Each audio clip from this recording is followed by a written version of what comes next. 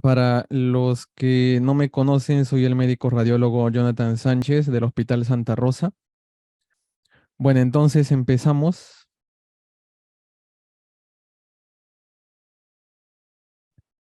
Las meninges normalmente tienen diversos orígenes. Son una cubierta que está íntimamente involucrada con el cerebro, y no solo con el cerebro, sino también con la médula espinal. Usualmente nosotros consideramos su origen tanto del mesodermo como de la cresta neural a través de los diversos estudios que actualmente ya se han hecho, estudios que se han realizado sobre todo en base a la investigación de los meningiomas. Gracias a eso se descubrió que las meninges, sobre todo la dura madre, tiene un origen dual tanto de la cresta neural como del mesodermo. Y acá podemos ver entonces cómo es que hay diversas partes que tienen este origen dual, sobre todo en el nivel de la base del cráneo, donde podemos ver que la fosa craneal media tiene un origen mesodermal propiamente dicho, mientras que el resto ya deriva de la cresta neural. Sabemos también que la primera membrana en formarse es la leptomeninge, que comprende la aracnoides y la pía madre, y luego de ahí sale la dura madre. También se ha hablado mucho antiguamente de las ectomeninges y de las endomeninges, que vienen a ser lo mismo que las paquimeninges y leptomeninges, ¿no? Solamente que son nombres un poco más antiguos y desde hace mucho tiempo se sabe que tienen una relación fisiológica unas con otras, pero usualmente nosotros las pasamos por alto en las imágenes, no tenemos una noción o tal vez solamente pensamos en que es una simple cubierta, no somos conscientes de las estructuras que están rodeando o que están involucradas en estas cubiertas, en estas membranas, y tampoco pensamos en su función fisiológica. Entonces, el objetivo de esta exposición es ver de una forma detallada todo esto que tal vez estemos pasando por alto a la hora de ver una tomografía o una resonancia. Los vasos, las arterias están en diversos niveles, tanto de la dura madre como en las demás capas, pero en especial las arterias meningias están prácticamente superficiales y por ello las podemos ver fácilmente en las disecciones. Y las venas, obviamente, también parten de los senos venosos. Las podemos ver que son un poco más profundas, entre comillas, porque están involucradas en la misma dura madre, la mayoría de ellas, y otras que son las venas puente van a cruzar el espacio subaracnoideo. Esas las vamos a ver también más un rato. Bueno, en cuanto a la dura madre contiene varias capas. Las tres capas que se han distinguido histológicamente van a ser la dura madre perióstica, que va a ser la dura madre que está pegada al periósteo del cráneo. Luego la dura madre meningia, que es la capa, digamos, intermedia, que también es gruesa. Ambas capas están unidas, pero pueden desdoblarse para dar paso, dar espacio a los senos durales. El más famoso, el seno dural sagital superior, que es el que vemos aquí y es el que se ilustra prácticamente cuando se quiere dar un ejemplo de qué estructuras están contenidas dentro de estas dos capas principales de la dura madre, ¿no? La capa perióstica y la capa meningia. Pero hay una capa celular marginal también que es a nivel histológico, no la vamos a ver, que está íntimamente también ligada a la aracnoides. Entonces, esta dura madre, como vemos, contiene diversas estructuras vasculares, no solamente venas, sino también arterias. Ya dijimos que, aunque acá nos están eh, representando, pero las arterias meningias deberían estar superficiales, deberían estar más o menos por aquí. Las voy a pintar mejor para que puedan imaginarse. Las arterias meningias deberían estar más o menos a este nivel, pero no son los únicos vasos. Los vasos también pueden ser un poco más profundos y también va a haber una red vascular casi entre la dura madre meningia y la capa celular marginal, más o menos por acá. Obviamente van a ser vasos de menor tamaño. Y también es necesario recordar que va a haber espacios, pero los espacios en este caso van a ser espacios virtuales. ¿Cómo así? Los espacios virtuales son espacios que no son visibles, no existen en condiciones fisiológicas, pero dadas algunos requisitos pueden hacerse reales. Como que, por ejemplo, hay un espacio que es el espacio epidural. Espacio epidural que es entre el hueso y la dura madre perióstica. Y en este caso, justo acá están cerca las arterias meningias. Entonces, este espacio se hace real cuando las arterias meningias se rompen y se forma el hematoma epidural. Luego tenemos las famosas venas puente, como ven acá, que atraviesan hasta el espacio subaracnoideo, que es este, y que drenan la sangre desde el cerebro mismo hacia los senos durales. Entonces, estas venas son elongadas dentro del espacio aracnoideo, como pueden observar aquí, pero una vez que ingresan ya a la dura madre, la atraviesan, entonces estas venas se convierten en un punto rígido. Entonces, en las personas, por ejemplo, en los ancianos que tienen atrofia de la materia gris, pérdida del volumen cerebral, entonces estas venas tienden a tener un poco más de tensión en su recorrido y sobre todo en su parte más rígida, que es esta. Por lo tanto, un traumatismo que no es tan severo puede romperlas justo a este nivel, no dentro del espacio subaracnoideo, sino justo en su unión a la dura madre. Y aquí se forman los hematomas subdurales, los hematomas que están en la última capa de la dura madre, entre la dura madre meningia y la capa celular marginal, prácticamente que es tejido conectivo un poco más laxo. No atraviesa esta hemorragia la aracnoides ni tampoco se mete al espacio subaracnoideo. Estos espacios han tomado su tiempo para darse cuenta los anatomistas y los demás colegas de alrededor del mundo que son espacios virtuales. Antes se creía que existían, sobre todo el espacio subdural, que en los años 90 empezó a ya darse cuenta la mayoría que no existía realmente, que era un espacio que solo se podía hacer real cuando se acumulaba sangre en él. Y bueno, la mayoría de veces nosotros vamos a ver solamente la dura madre en dos puntos, sobre todo en la tomografía primero, que es lo que más vemos día a día. Vamos a verla a nivel de la hoz del cerebro y vamos a verla a nivel del tentorio, sobre todo cuando está contrastada. Cuando no está contrastada también la vamos a ver en esos dos puntos porque son los puntos donde la dura madre es más gruesa, se dobla y forma estas estructuras. Esta es una tomografía contrastada. Acá podemos observar entonces una dura madre normal, una dura madre que tiene realce discontinuo, algunos puntos es más grueso, otros puntos es más delgado, a nivel de la hoz del cerebro o falx y a nivel del tentorio. Pero también la podemos ver en la resonancia. Acá también vemos una T1 contrastada donde observamos lo mismo, ¿no?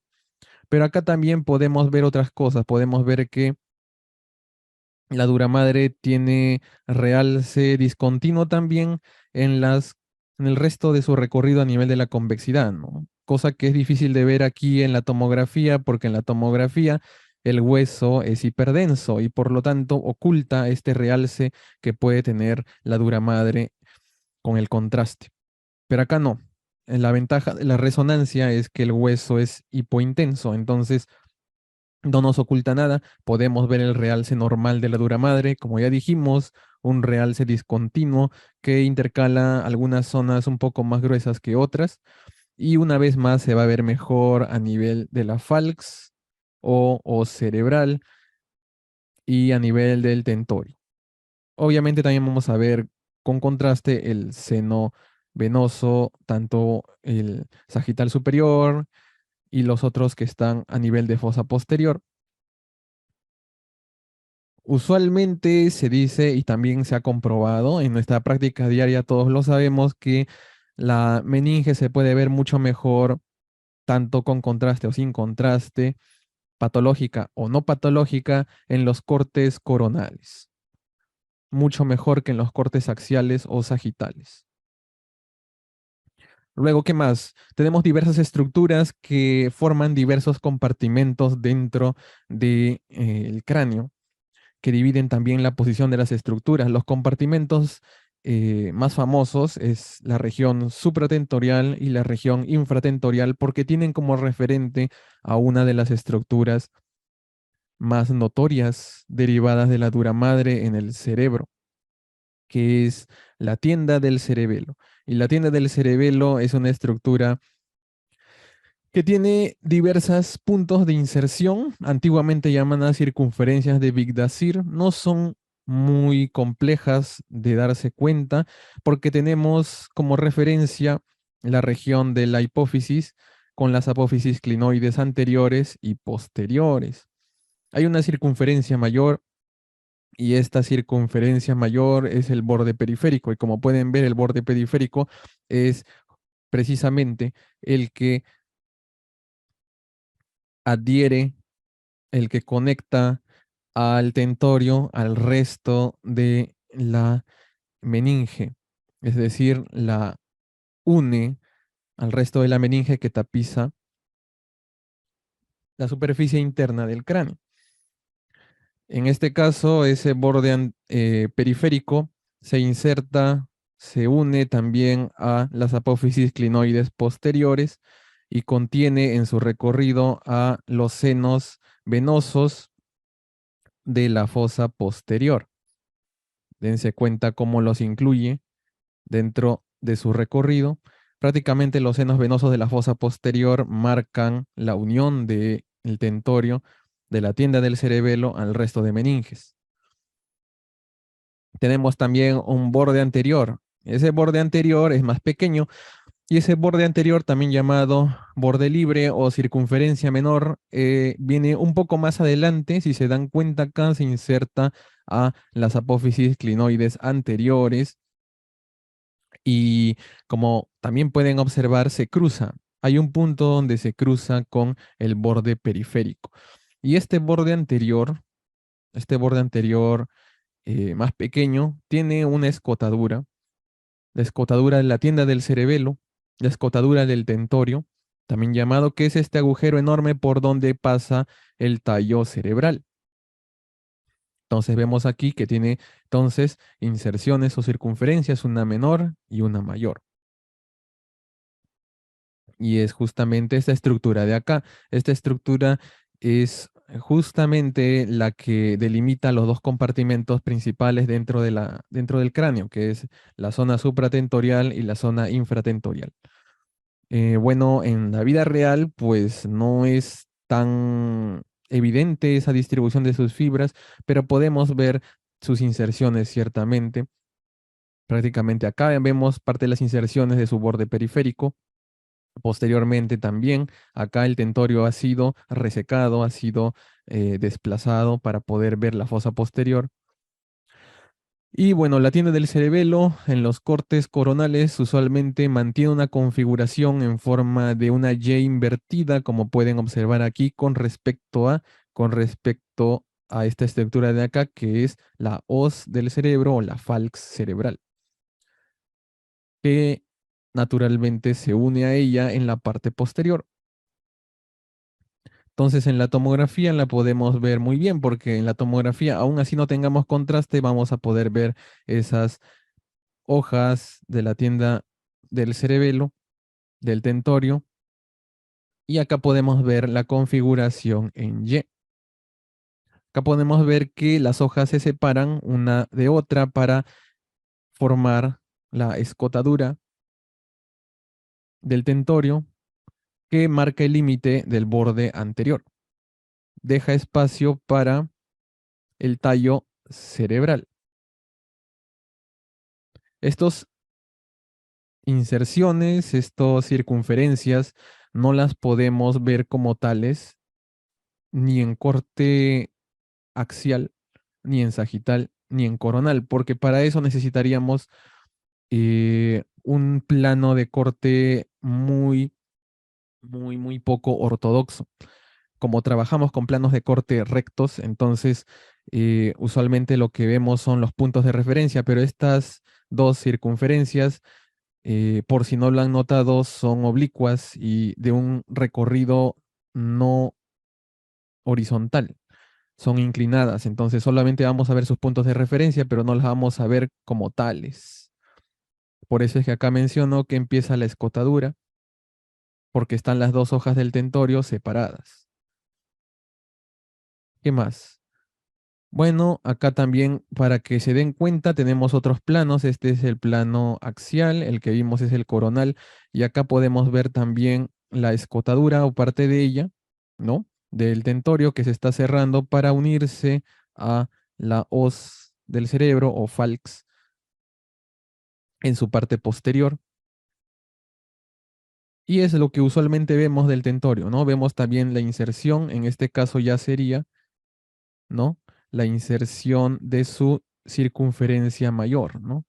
Estas dos zonas de acá que se unen prácticamente al margen posterior del peñasco. Luego, acá tenemos el corte sagital y acá podemos ver también el tentorio y acá podemos observar también la escotadura, ¿no? Que es este espacio grande y como pueden observar, las características son siempre las mismas. Es un realce desigual, discontinuo. Hay algunas partes que realzan y otras que no, como una dura madre común y corriente, no patológica. En cuanto a la otra estructura, que es la hoz cerebral, pues la hoz cerebral también es un repliegue muy grueso de la dura madre.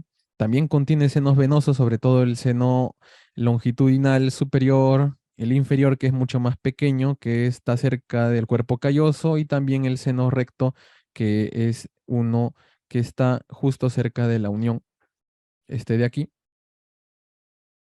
el seno recto. Muy bien, entonces acá podemos observar que la hoz cerebral tiene algunos agujeros también, que son unos agujeros pequeños en su parte anterior. Muchas veces no los vamos a poder observar ni siquiera en la pieza anatómica porque puede haber variantes. Acá podemos ver un esquema mucho mejor de la hoz cerebral. Vemos que es una estructura que contiene diversas venas durales, senos venosos durales, como ya dijimos, los más representativos, los más grandes dentro de ella van a ser los senos longitudinales y el seno recto.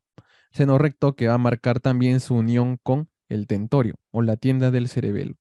Acá está sombreada, podemos ver que es mucho más gruesa posteriormente que adelante, por eso es que muchos textos la comparan con un triángulo un poco curvo.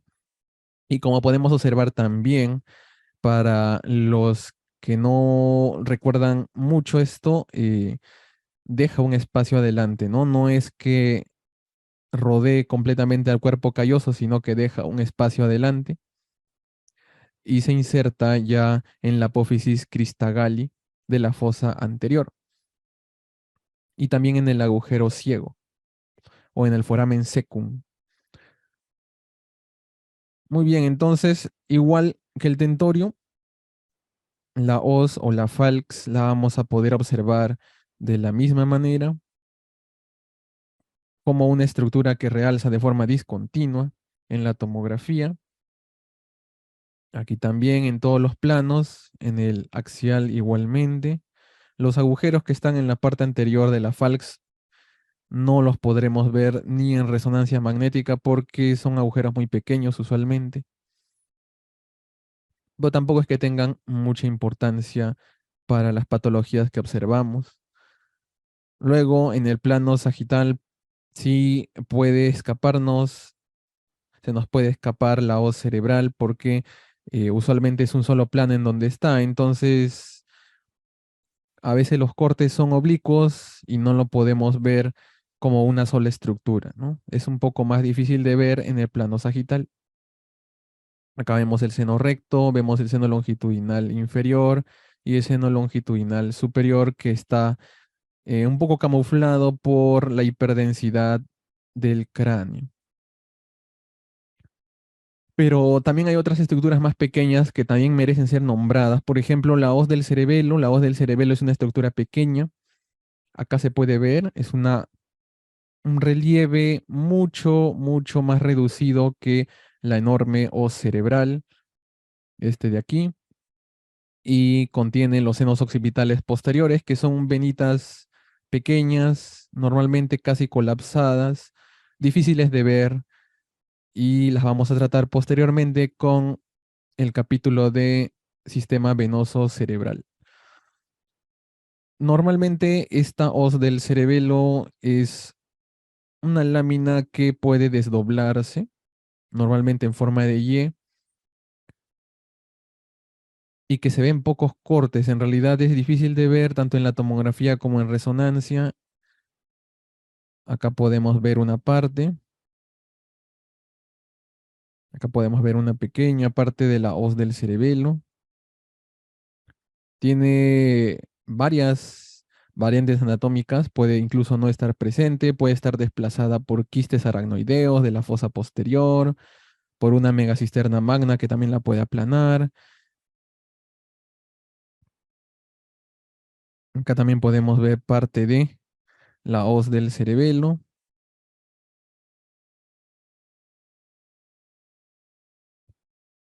Y en el corte sagital, pues es mucho más difícil de ver, aunque usualmente podemos en ocasiones inferir que está ahí, pero no siempre es posible hacer esto.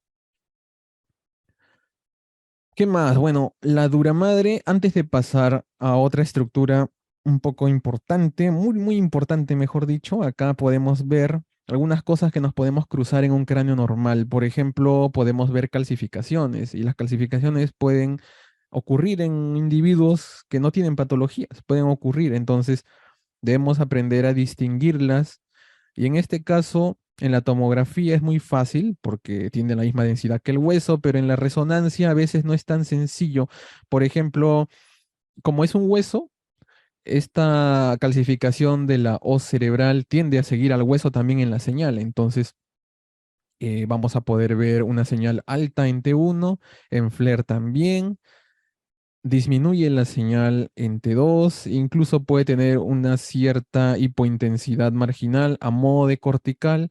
Puede sorprendernos un poco en el realce contrastado, pero si la comparamos con la T1 sin contraste, nos vamos a dar cuenta que realmente no capta mucho cuando le ponemos contraste. Si aún así tenemos duda, pues le damos un FATSAT y en el FATSAT, como usualmente estas calcificaciones durales tienen un centro medular tipo médula ósea amarilla con grasa, entonces el FATSAT la va a hacer oscura en el contraste.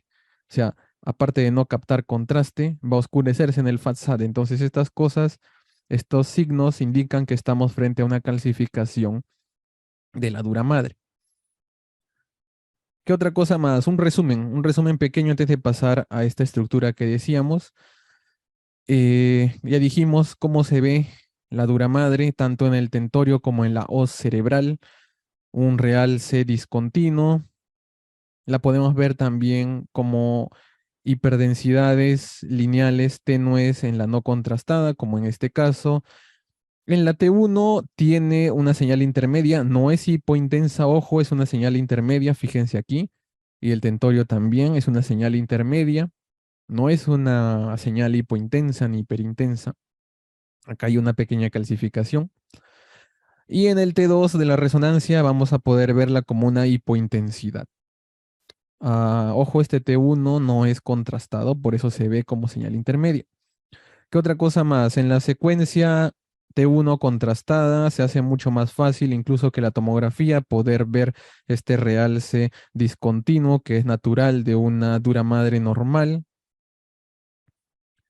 Tanto el tentorio como la falx o la hoz cerebral e incluso parte de la dura madre que rodea la convexidad, que es, como ya dijimos al inicio, mucho mejor visible en los cortes coronales.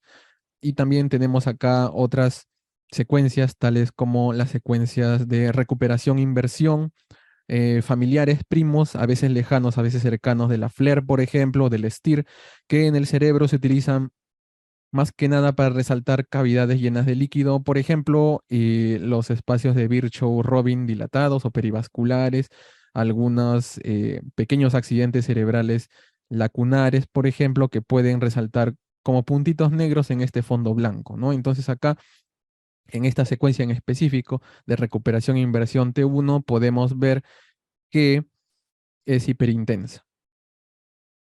Es hiperintensa sin estar contrastada, naturalmente. ¿Qué más? La estructura a la que me estaba refiriendo posteriormente es el diafragma celar. Y este diafragma celar es, de todas las que hemos visto, una de las principales. ¿Por qué? Porque delimita bastantes cosas. Consta de dos membranas unidas, no solamente la dura, sino también parte del aracnoides, que se fusionan en la parte superior. Solamente la aracnoides llega hasta aquí, no llega hasta rodear toda la pituitaria, llega hasta aquí, justo antes de que ingrese el tallo al diafragma. Esto es mucho mejor visible en secuencia T2 porque como son hojas pequeñas en los esquemas, usualmente la vamos a ver como hojas gruesas, como acá en la target, pero en la vida real esto es bien delgado. Entonces, la secuencia en la que mejor se va a ver son en las T2 o en las secuencias muy ponderadas en T2, como por ejemplo eh, el SIS, el Steady State, más conocido por algunos seguro como Fiesta o como Search, dependiendo del equipo en el que hagan la resonancia. Eso vamos a ver ahorita. Ahora quiero que se fijen en que hay una relación muy estrecha con la circunferencia menor del tentorio, porque recuerden que la circunferencia menor llega hasta las apófisis clinoides anteriores.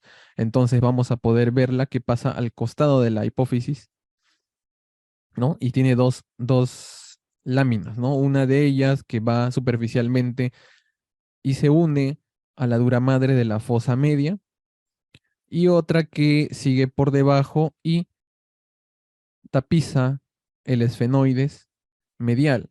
Estas dos delimitan el seno cavernoso. Acá podemos ver también estas inserciones, en este caso la inserción de la circunferencia menor. Como pueden ver acá, parecen tendones porque son prácticamente tejido conectivo muy fuerte. Acá vemos inserción en las apófisis clinoides anteriores. Este es el seno cavernoso y en su interior, bueno, en el centro, mejor dicho, está la glándula hipófisis con su pequeño tallo, el quiasma óptico, las arterias carótidas internas y atrás vemos el tallo cerebral que pasa a través de la escotadura del tentorio. Acá también podemos ver parte de las clinoides posteriores y parte de la inserción de la circunferencia mayor. Y en este caso vemos que se cruzan en forma de X y deja un espacio pequeño para que pase el quinto par craneal. Sí, este nervio gigante de aquí. Muy bien, entonces, ¿qué más? Acá tenemos el diafragma celar. Ahora, a pesar de que está muy bien descrito el diafragma celar en los libros, en realidad, incluso para la resonancia magnética, es difícil de ver porque tiene un montón de variaciones. Uno podría pensar, pero el diafragma celar siempre tiene esta forma que es como una capa circular que tiene un huequito en el centro, pero no, no es así. El diafragma celar tiene un montón de variaciones. Por ejemplo, acá tenemos dos secuencias T2 porque prácticamente son las únicas secuencias en donde se va a ver el diafragma celar. Acá podemos ver que una parte del diafragma, que es esta línea pequeñita, delgadita, hipointensa, encima de la pituitaria o hipófisis, y luego avanzando un poco los cortes, podemos observar que ya no se hace tan evidente esa línea hipointensa hasta que la volvemos a ver al otro lado. ¿Ven esta de aquí? Esta línea pequeñita, delgada, hipointensa que está prácticamente de forma horizontal cubriendo la silla turca, ¿no? Entonces, esta línea es una de los dos lados que constituye el diafragma celar. Esta es la hipófisis y acá podemos ver también un pequeño pozo de líquido cefalorraquídeo. Y en el coronal, pues en el coronal tampoco va a ser muy fácil de ver, pero sí podemos observar sus puntos de referencia anatómicos. Por ejemplo, aquí podemos ver cómo es que entre el tallo, la pituitaria, que también tiene una forma bien variable, y podemos ver que en este caso no vemos muy bien el diafragma celar. Eso es porque este diafragma es amplio, tiene una apertura amplia, como podemos observar aquí, y acá vemos parte de una hoja que está llegando hasta aquí nada más, y la otra parte que está hasta aquí. Podemos ver también que el líquido cefalorraquídeo llega incluso hasta la mitad de la silla turca, hasta el interior de la silla turca para formar una cisterna. Y en este caso no siempre va a ser así porque tenemos, como dije, diversas variantes anatómicas. En el diafragma celular tenemos, por ejemplo, diversas estructuras que lo están rodeando, que pueden contribuir a estas variantes anatómicas. Como dije, en un lado puede haber una línea hipointensa. En el centro mismo, por donde pasa el tallo hipofisiario, puede abrirse un poco para otra vez unirse en el otro lado, en el caso de que el paciente tenga un diafragma celular clásico, ¿no? De esta morfología,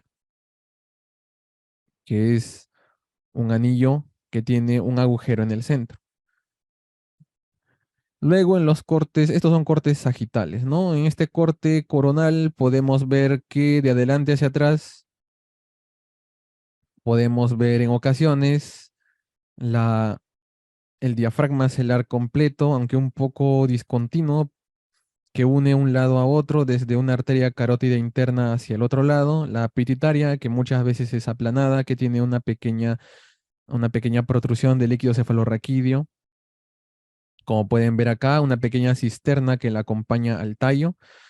Y acá pueden observar claramente que un lado del diafragma celular es más grande que el otro lado. A eso me refiero con variaciones. A veces este lado es tan pequeño que no se ve. A veces este lado es más grande, a veces solamente llega hasta un punto nada más. Y estas variaciones tienen importancia sobre todo en la neurocirugía, ¿no? Por eso es que también se planifica, ¿no? Desde la resonancia magnética para ver qué tipo, qué tipo de diafragma celular tiene el paciente.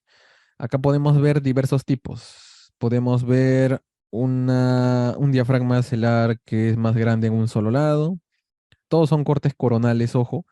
Todos son secuencias T2. Acá podemos ver un diafragma celular que se puede notar en un lado, está despegado de la hipófisis, permite que salga un poco de líquido cefalorraquídeo al interior de la silla turca, pero en el otro lado no. En el otro lado se pega firmemente a la hipófisis y no deja que pase el líquido cefalorraquídeo. Después acá podemos observar otro que llega con la justa hacia el tallo pituitario, deja pasar por un resquicio el líquido y el otro que es mucho más corto y no llega a cubrir toda la hipófisis. Luego vemos o caso extremo donde llega solamente hasta el margen de la hipófisis, no llegan hasta el centro.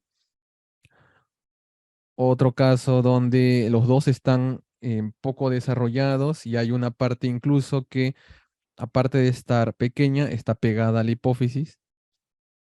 Acá sí, por lo menos deja un pase al líquido cefalorraquídeo.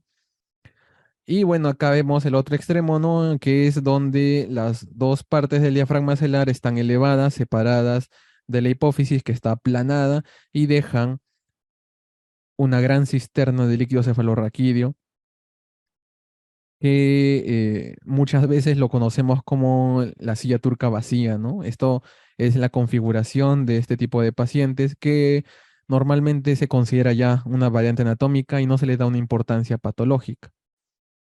Entonces, a esto me refiero con las variaciones del diafragma celular. Son importantes en la planificación neuroquirúrgica, sobre todo de los adenomas, microadenomas, porque cuando hay adenomas, pues toda esta anatomía se va a distorsionar mucho. Van a desaparecer las cisternas, las hojas del diafragma celular van a desplazarse y ustedes se acordarán seguro que los macroadenomas tienen un signo, ¿no?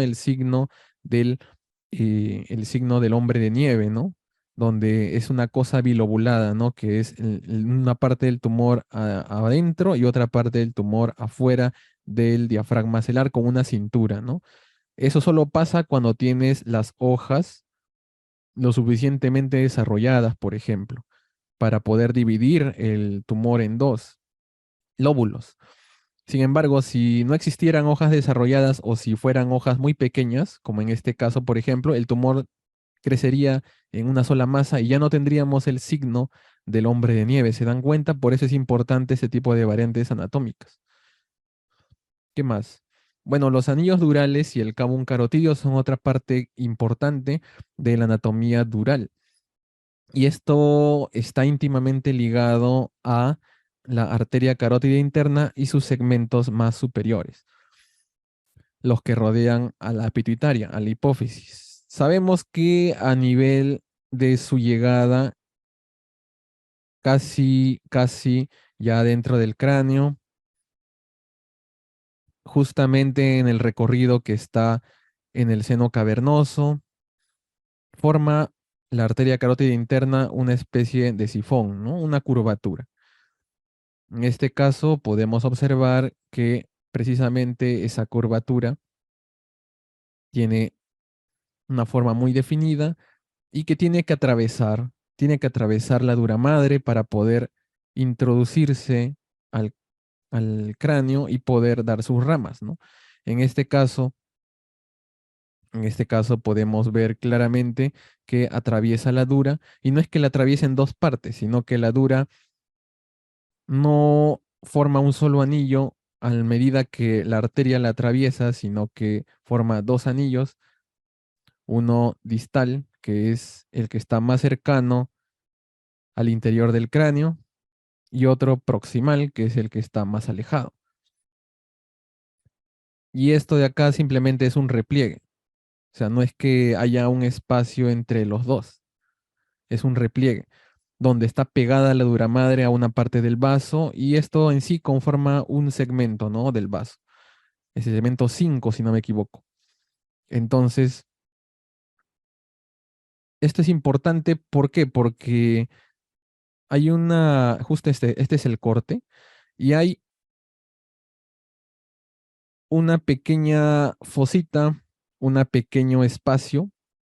Acá está mucho mejor ilustrado lo que quiero decir, ¿no? O sea, la dura tiene que ser atravesada por la arteria carótida interna y no la atraviesa en un solo anillo, sino que la atraviesa en dos, porque es una capa que se pega a una parte a la arteria carótida. Es algo así como lo que pasa en el anillo inguinal, solamente que el anillo inguinal es muy largo y por eso parece que tuvieran dos anillos, pero en realidad atraviesa una sola capa que es la pared abdominal, ¿no es cierto? Entonces acá también.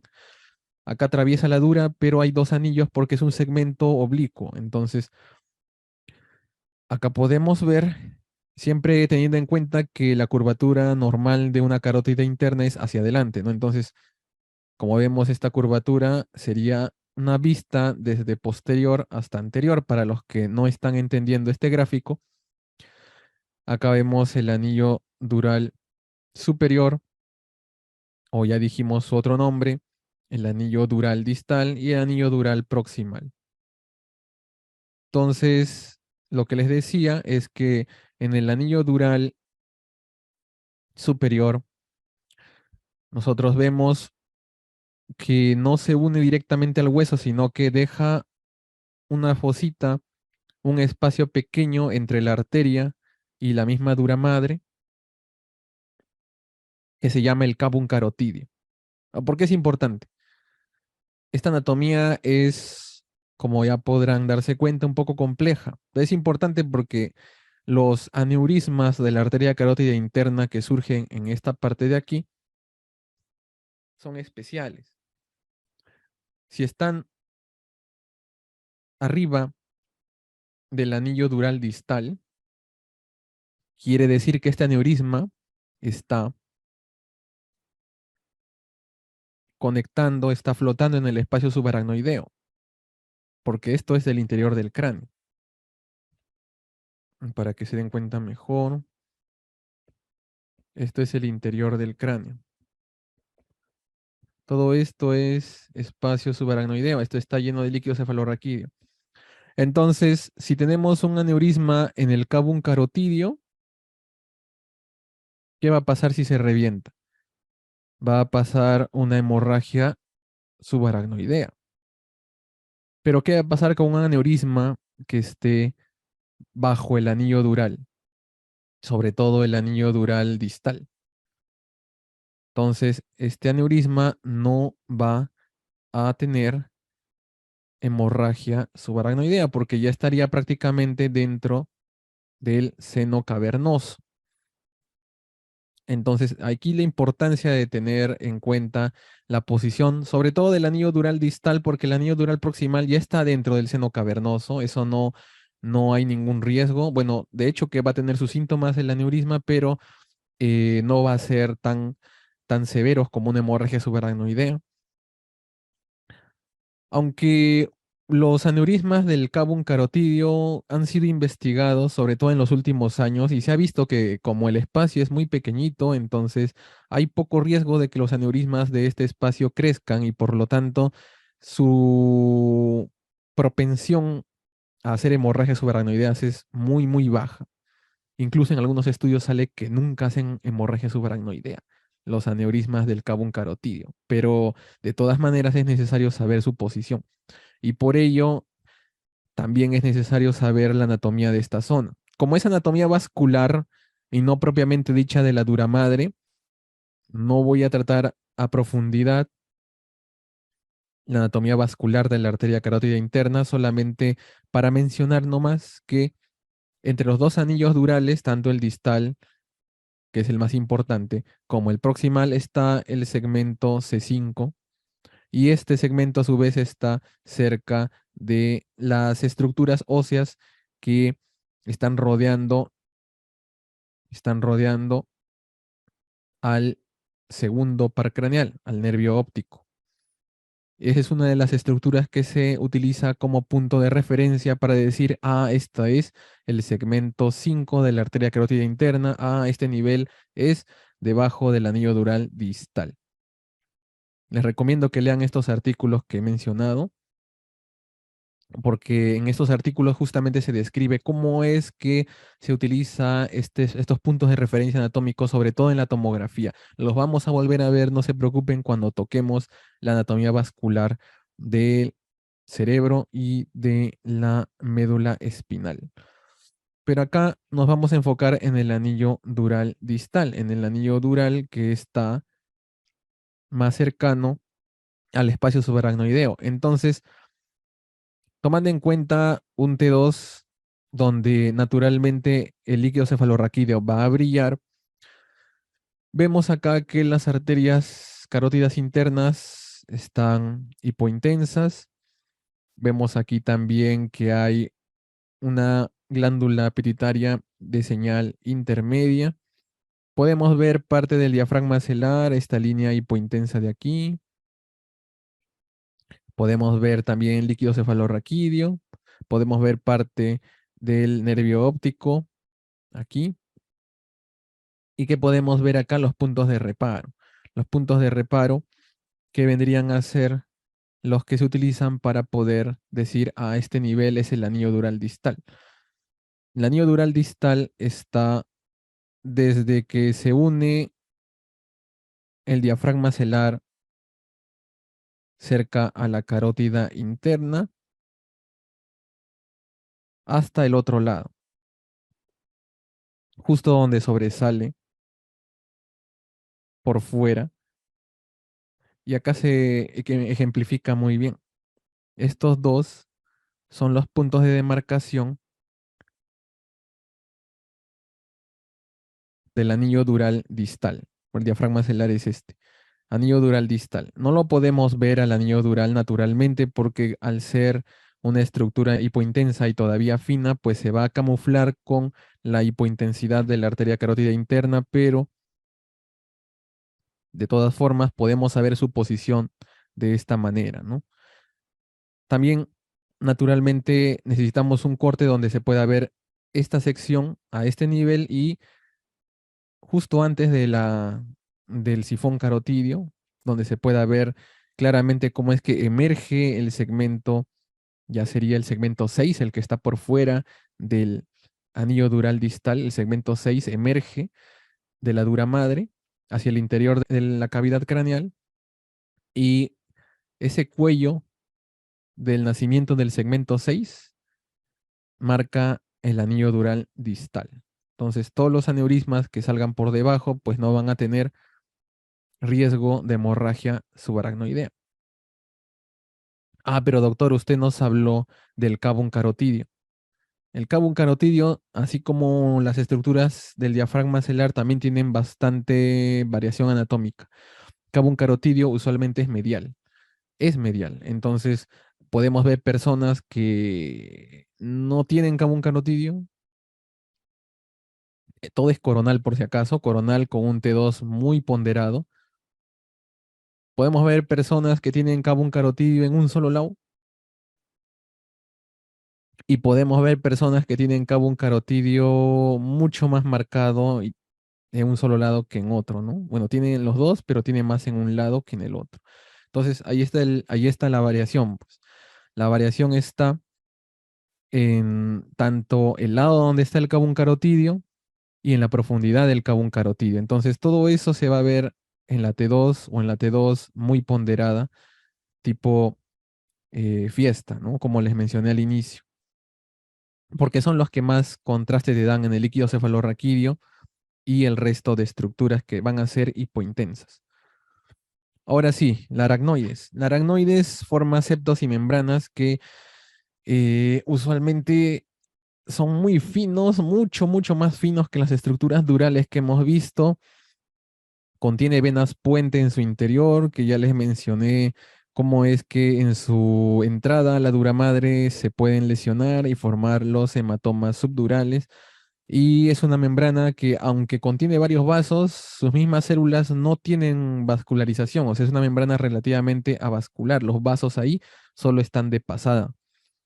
Entonces, desde mucho antes de que existiera la tomografía, tenemos diversos estudios que analizaban, tenían como objetivo analizar las cisternas, ¿no? Incluían inyectar aire en el espacio subaracnoideo o inyectar contraste en el espacio subaracnoideo tipo una mielografía, ¿no? Entonces, al inyectar aire, muchas veces se daban cuenta que justo delante del tallo cerebral, delante del puente, antes ya de entrar arriba del clivus, ya para difundirse a toda la convexidad, a todo el espacio aracnoideo de la convexidad, se daban cuenta que el aire podía quedarse atrapado ahí, se podía quedar atrapado como una especie de burbuja, ¿sí? Porque estas son capturas de neumoencefalogramas antiguos. Esto ya no se usa ya. Ya no se usa porque ahora tenemos la tomografía y la resonancia, pero antes era la única forma de ver las cisternas. Entonces, acá podemos ver que el aire, esto es un negativo, ojo, esta es la silla turca que está radiolúcida porque es un negativo, no es que sea esto hueso por si acaso, esto es aire, solamente que este es un negativo, debería ser radiolúcido, pero para verlo mejor a veces se utilizaba el negativo de la imagen. Y acá vemos ya mucho más notorio cómo es que el aire se queda, ¿no? Se queda atrapado, ¿no? Esta es la silla turca, ya no avanza más.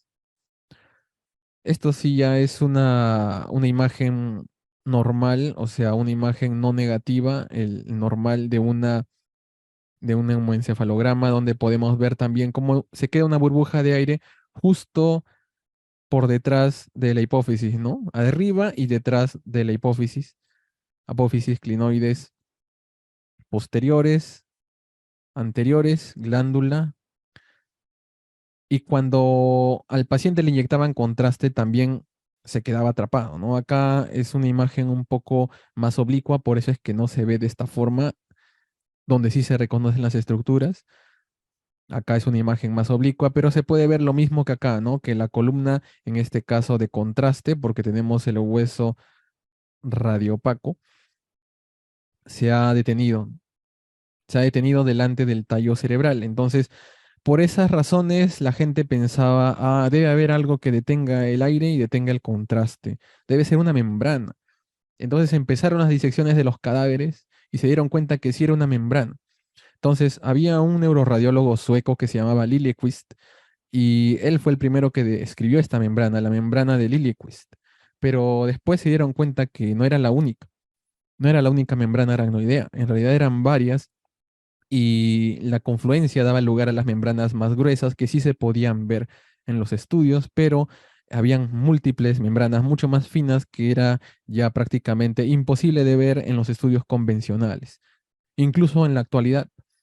Una vez más, las secuencias altamente ponderadas en T2, como el Steady State, el Fiesta o el Search, son las que nos van a ayudar bastante a poder verlas, porque sin esas, el T2 simplemente nos va a dar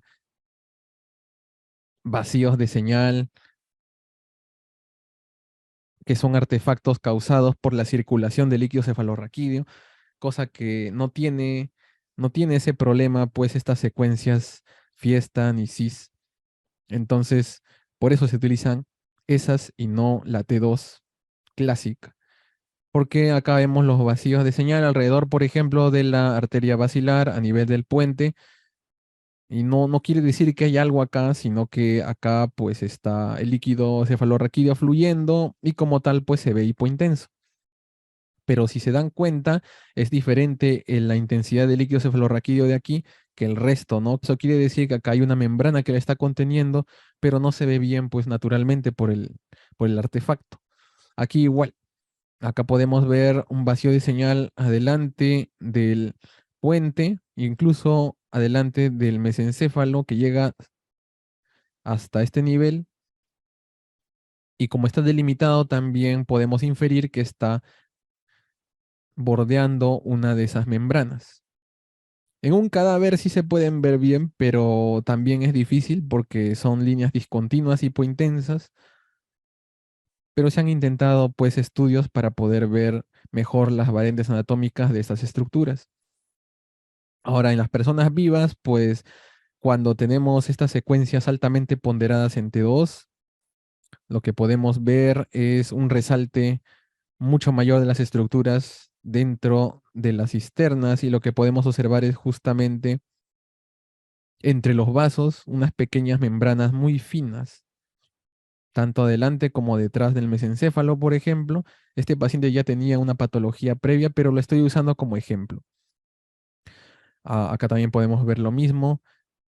La ventaja de estas secuencias es que te pueden dar una mejor visión de estas membranas, ya que son mucho más finas que las membranas durales que hemos observado anteriormente, y por ello necesitan este nivel de contraste, líquido cefalorraquídeo y el resto de estructuras que son ya prácticamente muy hipointensas. Entonces, la membrana más famosa es la membrana de Liljeqvist, y la membrana de Liljeqvist también tiene variantes anatómicas, pues usualmente, normalmente tiene una hoja común que puede ser pequeñita y una hoja que va a partir hacia los cuerpos mamilares, hacia el diencéfalo, y otra hoja que va alrededor del mesencéfalo, una membrana perimesencefálica anterior, también se le llama así. Y a pesar de lo que parezca aquí, no es que se una a la arteria basilar, no, no, no. Es un borde, entre comillas, libre, un borde trabeculado por donde el líquido cefalorraquídeo puede pasar. En cambio, esto sí es un borde más sólido, entonces el líquido cefalorraquídeo no va a pasar por aquí y se extiende hacia los costados, inclusive yéndose hacia el tentorio, hacia eh, el lóbulo temporal, hacia el hipocampo, y ahí se va a insertar lateralmente. No siempre va a ser de esta forma, y la podemos ver en esas secuencias que les mencioné como una membrana clásicamente en forma de Y, su hoja diencefálica hacia arriba y su hoja mesencefálica hacia abajo, y no se une a la arteria basilar, que dicho sea de paso ya está prácticamente a punto de ramificarse al momento en que se relaciona con la membrana de Liliequist. ¿Cómo se ve en una persona viva esto? Pues se ve así. Y si se dan cuenta, es una membrana translúcida que tiene bastantes trabeculaciones por donde puede pasar el líquido cefalorraquídeo. Acá estamos viéndola desde este punto de aquí, por eso es que la arteria basilar está aquí y el líquido va a pasar por detrás, ¿no? En este caso por aquí. Por adelante ya no pasa. Tiene dos formas también. Puede tener una forma donde la membrana diencefálica, esta membrana de aquí, la que se va hacia arriba, está presente, que es la más frecuente, y donde está ausente es la forma menos frecuente. Y cuando está presente tiene forma de Y, cuando está ausente solamente vamos a ver una estructura lineal nada más, o una L invertida en este caso si es que tenemos la variante anatómica donde la membrana diencefálica es muy corta. Entonces las membranas aracnoideas anteriores también son posibles de ver, pero son muchas más y son más inconstantes en algunos casos. Por ejemplo, tenemos acá la membrana perimesencefálica anterior o si desean llamarla la hoja mesencefálica de la membrana de Liliequist, que tiene una parte medial, que ya le hemos visto, esta parte de aquí, que está relacionada con la basilar, y otra parte que es lateral, que llega hasta el tentorio, llega hasta el hipocampo, llega hasta el lóbulo temporal. Fenestrada, por eso es que ahí también puede pasar líquido cefalorraquídeo. Luego vemos otras dos membranas verticales que van hacia adelante, que son las membranas pontinas anteriores, y que limitan hacia abajo por una membrana pontomedular, que es una membrana entre el puente y la médula, que deja pasar también a la arteria basilar en su inicio. Estas se pueden ver en la resonancia, sí se pueden ver, pero necesitan, como les dije, esas secuencias ponderadas entre dos. Estas de aquí son las membranas prepontinas o pontinas anteriores, como ya les mencioné. ¿Cómo se diferencia de los nervios craneales que por ahí pueden pasar? Porque estas son unas membranas continuas, o sea, en todos los cortes van a tener esta forma. Los nervios craneales, como son eh, de curso único, son cilíndricos, entonces solamente van a verse en un corte a lo mucho, un par de cortes, pero estos sí van a ser continuos. ¿Cómo se pueden ver en una secuencia? Pues normalmente como son unas membranas verticales, pues a veces no se van a poder ver bien, pero sí van a correr, van a correr. Por ejemplo, aquí, fíjense bien en esta de acá, en esta estructura de acá, fíjense bien cómo pasa, cómo corre. ¿Se dan cuenta? Se va desde abajo hacia arriba, ¿no? Esta de aquí. Ya, esa es una de las membranas pontinas anteriores. Ahora, la membrana pontomedular es esta de aquí. Esta de aquí. ¿Se dan cuenta? No es tan fácil de ver, es una línea fina y intensa, y usualmente su utilidad es que estas estructuras sirven para delimitar cisternas. Las cisternas las vamos a ver en la sección de sistema ventricular y de circulación de líquido cefalorraquídeo, pero es para que puedan entender que el aracnoides tiene sus propias estructuras con importancia. Ahora, no solamente hay estructuras anteriores, porque todo esto es anterior, todo esto es aquí, sino que también hay estructuras posteriores, o sea, posteriores al mesencéfalo. Justo en esta zona, ¿no? En esta zona de acá, que es entre el tentorio y el mesencéfalo. Esta zona se llama espacio incisural. Y en esta zona también hay un equivalente de la membrana de Liliequist, que es un poquito más complejo, que lo vamos a tratar en una sola diapo nomás, no se vayan a preocupar.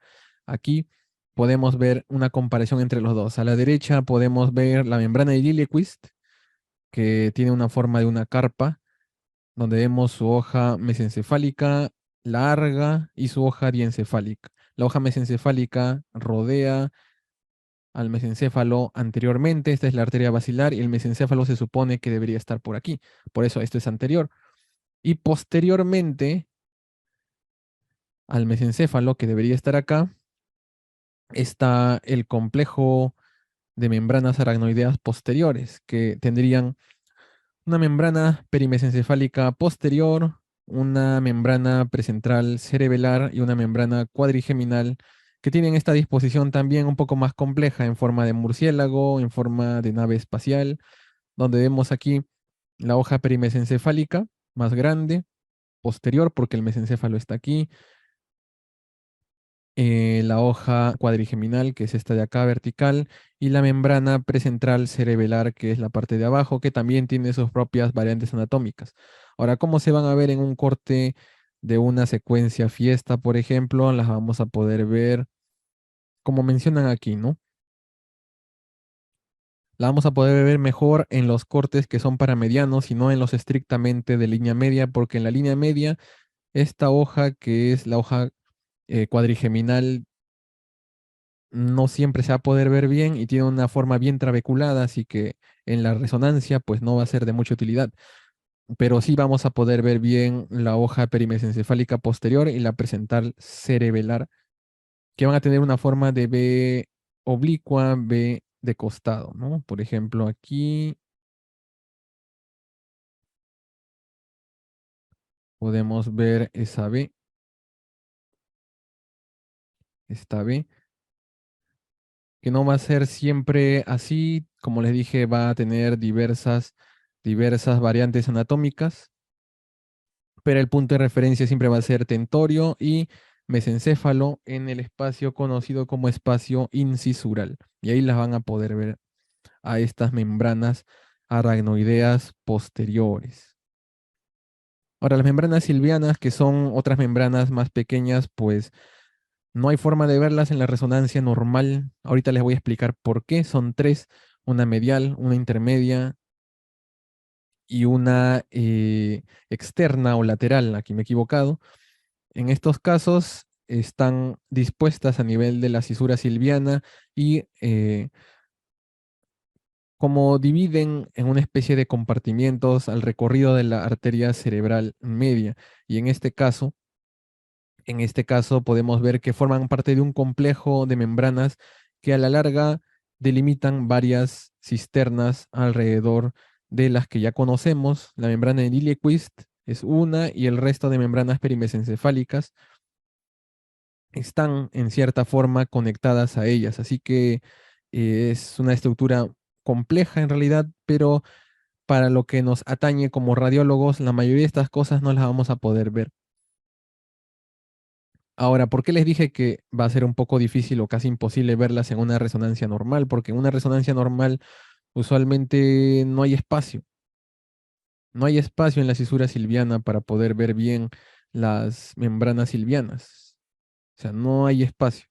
Esto solo se va a poder ver cuando operen al paciente y tengan que decolar este espacio porque normalmente una persona no tiene tan separada la cisura silviana. Cuando es patológico, sí. Cuando es patológico, pérdida de volumen cerebral, sí se puede ver algunas membranas silvianas, pero no es tan notorio a veces porque son muy, muy finas. Y si tenemos suerte de verlas, vamos a ver a lo mucho una o dos, pero el requisito sería perder el volumen cerebral para tener una amplitud suficiente de la cisura silviana. Si no, no las vamos a poder ver bien.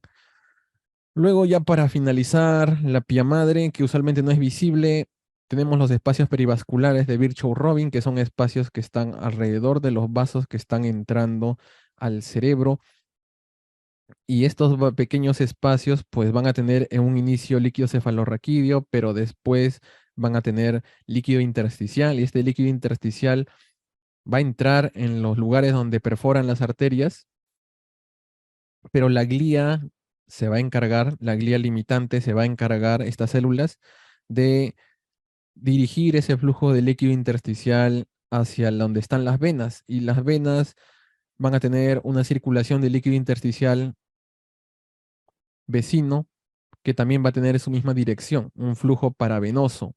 Y ese flujo va a devolver este líquido intersticial hacia las capas más superiores, donde se va a finalmente llegar a la red linfática de la dura madre o a los senos venosos durales. Y se cree entonces que los espacios de Virchow-Robin sirven para poder drenar las impurezas, drenar los elementos tóxicos metabólicos del cerebro. eh, y eso se está descubriendo recién. Justo últimamente ha salido que han descubierto una nueva capa de las meninges, que es una capa que tiene ciertas similitudes con, con un tejido linfático que está en medio del espacio aracnoideo. Tal vez esa sea la pieza que falta para terminar de poder ver el cuadro completo, ¿no? Cómo es que el cerebro se deshace de su material de desecho. Ahora, nosotros podemos ver los espacios de Virchow-Robin, sí, pero usualmente son menos de 2 milímetros, son muy pequeños, así que cuando están dilatados es donde lo vamos a poder ver bien. Sabemos que es un espacio de Virchow-Robin porque tiene un vaso dentro, un vasito dentro, que se ve mucho mejor naturalmente con el contraste, tanto en la tomografía como en la resonancia. Si no es contrastada, solo podemos inferir que es un espacio, sobre todo cuando está alargado, ¿no? Espacios de Virchow-Robin cuando están alargados, están ampliados, usualmente significa que hay ya una enfermedad vascular que afecta a los capilares, por ejemplo, puede ser desde hipertensión hasta estas enfermedades tipo vasculitis. Y bueno, en cuanto a las leptomeninges en sí, tanto en la aracnoides como en la pía madre, podemos observar a veces melanina, y la melanina se va a ver sobre todo en personas de descendencia afroamericana y en estas personas pues la melanina va a verse como una cubierta hipointensa bien tenue, bien irregular alrededor sobre todo del tallo cerebral, ¿no? Solo vamos a poder verla bien en T2, no vamos a poder verla en T1 porque en T1 no va a haber ninguna señal, ningún cambio en la señal en esta parte. No va a haber hiperintensidad ni nada por el estilo. Solo va a haber hipointensidad lineal fina en T2. Se considera también una variante de la normalidad. Y recordemos que las leptomeninges surgen de la cresta neural, así como los melanocitos, así que no es de sorprendernos que haya esto aquí. Por último, las meninges espinales son mucho más intuitivas porque usualmente la médula espinal está tapizada de la pía madre. Tenemos la red aracnoidea que también forma los ligamentos dentados. Y luego tenemos también la aracnoides propiamente dicha, la dura madre. Ambas pueden llegar a fusionarse con el perineuro de las raíces nerviosas a lo largo de cada foramen. Incluso un poco de líquido cefalorraquídeo puede llegar hasta el receso perineural, eso no hay problema. Y una de las diferencias con las meninges cerebrales, las meninges craneales, es que acá sí hay un espacio epidural. Y este espacio epidural está lleno de grasa. Está lleno de grasa. Este espacio epidural se detiene a nivel del foramen magnum. Y aquí ya se adhiere, se pega fuertemente la dura madre al hueso, así que ya no va a haber espacio epidural. Pero en la columna vertebral sí hay uno y ese espacio tiene grasa. Ojo con eso. ¿Qué más? Bueno, acá tenemos la anatomía clásica, tenemos vasos tanto dentro como fuera y tenemos diversas formas de observarlo, sobre todo en la resonancia, ¿no? Porque la tomografía todo lo va a ver con densidad de partes blandas, así que no nos va a ayudar mucho, pero en la resonancia, sobre todo en la secuencia T2, sí nos va a poder ver bien la grasa y el líquido cefalorraquídeo que hay rodeando tanto las raíces cuando son más abajo como la médula espinal mucho más arriba. Ahora, ¿qué hay de las estructuras? Antes de que veamos las estructuras, vamos a ver un vistazo cómo se ve la médula espinal en T1. Se va a ver completamente hipointenso el líquido cefalorraquídeo. En T2 se va a ver ya de una intensidad mucho mayor, mucho mayor.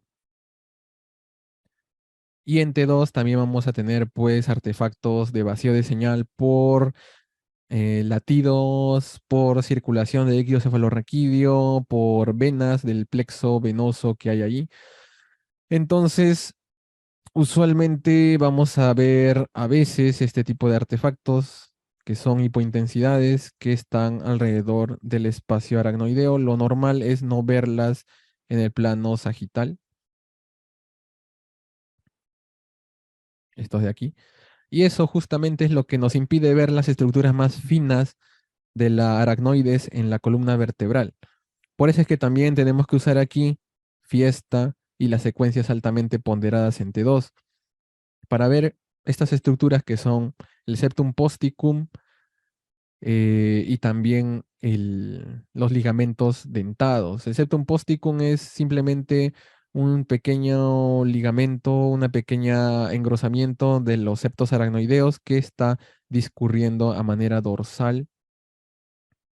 Y los ligamentos dentados sí son mucho más gruesos, unen tejido conectivo tanto incluso desde la pía hasta la dura madre, vía la aracnoides, y lo que vamos a ver mucho mejor naturalmente van a ser los más gruesos, que van a ser los ligamentos dentados. Vamos a poder verlos así, como estructuras hipointensas que están dispuestas de manera intercalada a ambos lados de la médula espinal. Y el septum posticum, pues muchas veces lo vamos a ver, pero de forma bien tenue, como un pequeño septo que une la región dorsal con la dura madre, ¿no?